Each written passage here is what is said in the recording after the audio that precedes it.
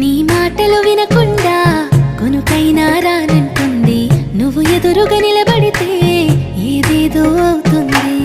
ఓ పలుకుల చిలకమ్మ నేను కోరిన ఈ జన్మ, మాట్లాడే సిరిబొమ్మ నా బతుకంతా నీకమ్మా. కుదురుగా నేనుండనులే నిన్ను కలిసే వరకు. కాల